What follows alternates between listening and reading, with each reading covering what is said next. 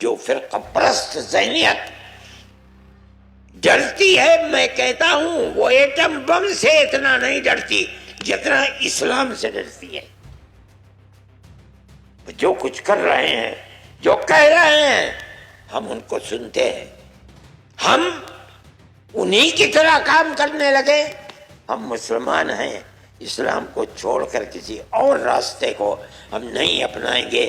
اسلام پر ہم جیتے ہیں، اسلام ہی پر مرنا چاہتے ہیں۔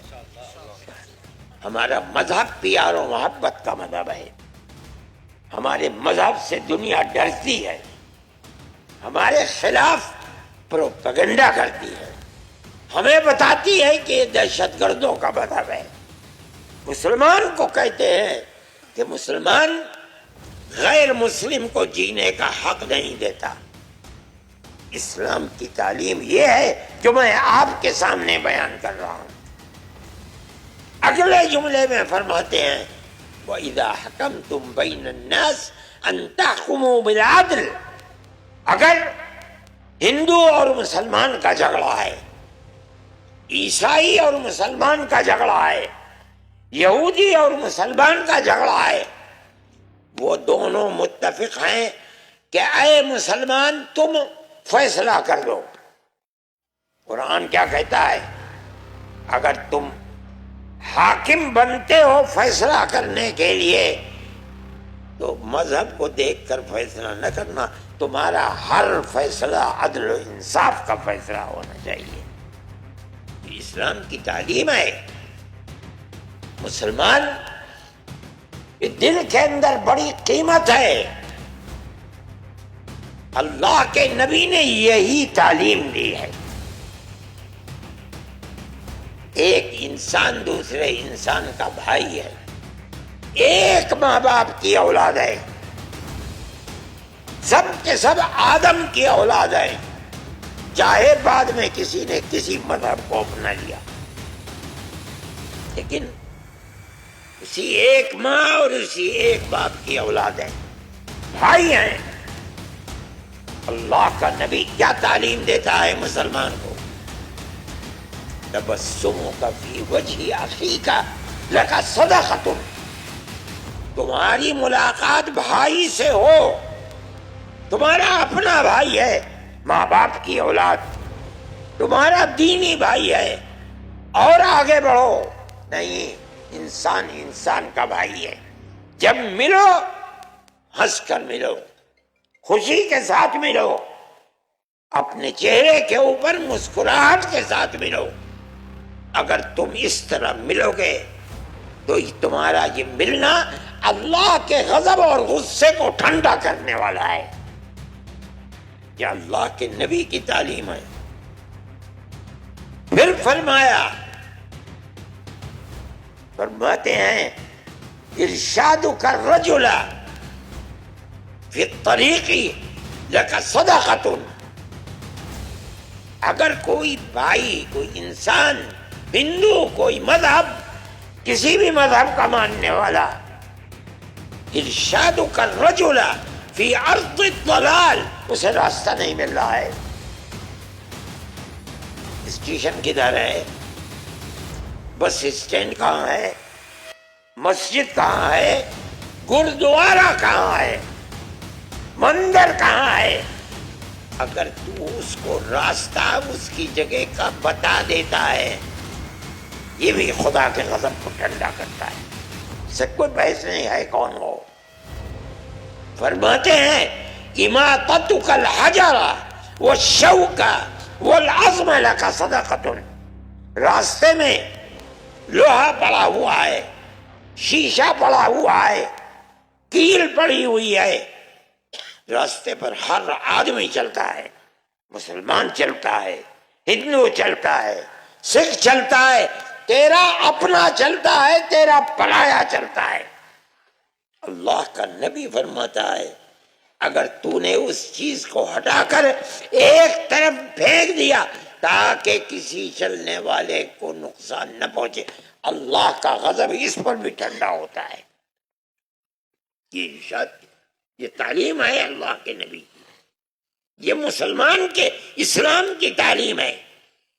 فرمایا افراغ کا من دلوی کا فی دلوی اخی کا لکا صدقتن، تو اگر کنویں سے پانی نکال رہا ہے، تیرے پیچھے کوئی اور کھڑا ہے، تو پانی نکال کر اپنے برتن کو بھرنے سے پہلے دوسرے کا برتن بھر دے، مت اس پر بھی خدا کا غضب ٹھنڈا ہوتا ہے۔ یہ اسلام کی تعلیم ہے۔ کون کہہ سکتا ہے کہ اسلام دہشت گردی کا مذہب ہے؟ جمعیت علماء اسی تعلیم کو دیتی ہے۔ جو لوگ پروپیگنڈا کرتے ہیں وہ اسلام سے ڈرتے ہیں، اس کی تصویر کو خراب کرنا چاہتے ہیں۔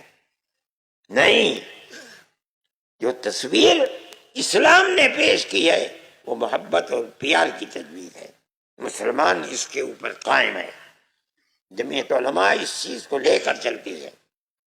ابھی پنجاب کے اندر طوفان آیا، کروڑوں کروڑ کی آبادی پنجاب میں، کشمیر میں، جموں میں، ہماچل کے اندر برباد ہو گئی۔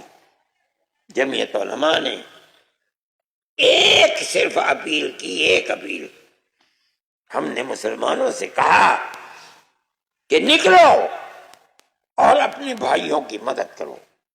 میں آپ کو مبارکباد دیتا ہوں، آپ نے پورے ہریانہ میں وہاں سے لے کر یہاں تک ہزاروں ٹرک بھر کر کے بھیج دیے۔ اس کی مثال نہیں ملتی کہیں۔ مسلمان نہیں تھے، یہ ہندو تھے، سکھ تھے، برباد ہو گئے تھے۔ اتنا سامان بھیجا، اتنا سامان آپ لوگوں نے بھیجا۔ کہنا پڑا انہیں کہ ہمارے پاس رکھنے کی جگہ نہیں ہے۔ یہ آپ کی تصویر ہے، یہ مسلمان کی تصویر ہے، یہ ہماری تصویر ہے۔ ملک کا اقتدار ہمارے پاس نہیں ہے۔ جن لوگوں کے پاس اقتدار تھا وہ بیٹھے رہے اپنے بنگلوں کے اندر۔ عورتوں نے اپنے کان کے زیورات نکال کر دے دیے، اپنے گلوں کے زیور اٹھا کر۔ کن کے لیے؟ مسلمان کے لیے نہیں، اپنے سکھ بھائیوں کے لیے۔ یہ اسلام کی تصویر ہے، جمعیت علماء کا یہ کام ہے۔ میں آپ سے کہتا ہوں اپنی اس پرانی تصویر کو آپ مضبوط کیجئے۔ جہاں ہیں آپ، اپنے شہر میں ہیں، اپنے قصبے میں ہیں، اپنے گاؤں میں ہیں، اپنی دکان میں ہیں، اپنے کھیت میں ہیں، پیار و محبت کے اس چراغ کو بجھنے نہ دیں۔ اور اگر بجھے گا خدا نخواستہ تو ملک کا نقصان ہوگا اور ہماری بدقسمتی ہوگی۔ میرے بھائی، آپ پیار و محبت کے اس چراغ کو بجھنے نہ دیجیے، چاہے کوئی ہو آپ کے سامنے، ہندو ہو، مسلمان ہو، سکھ ہو، پارسی ہو، عیسائی ہو۔ آپ کا فرض ہے کہ آپ پیار و محبت کی زندگی گزاریں۔ آپ اپنے بھائیوں کے ساتھ، یعنی اپنے خاندان والوں کے ساتھ بھی اسی طرح رہیں، پرایوں کے ساتھ بھی اسی طرح رہیں، اپنے مذہب کے ماننے والوں کے ساتھ بھی رہیں، دوسرے مذاہب کو ماننے والوں کے ساتھ بھی رہیں، مگر اپنی زندگی کو بہترین زندگی بنائیے۔ ان لوگوں کی طرح اپنے آپ کو برباد نہ کیجیے جو مذہب کی بنیاد کے اوپر مسلمان کی مخالفت کرتے ہیں اور بربادی کے لیے چل رہے ہیں۔ میں یہ سمجھتا ہوں کہ وہ جو کچھ کر رہے ہیں ان کو اپنے ملک سے محبت نہیں ہے، نہ وہ اپنے ملک کی تاریخ کو جانتے ہیں۔ آج اگر ان کے ہاتھ میں طاقت ہے تو اس طاقت کا کوئی ٹھکانہ نہیں ہے، نہ اس کی کوئی زمین ہے۔ یہ تو آتی رہتی ہے، جاتی رہتی ہے۔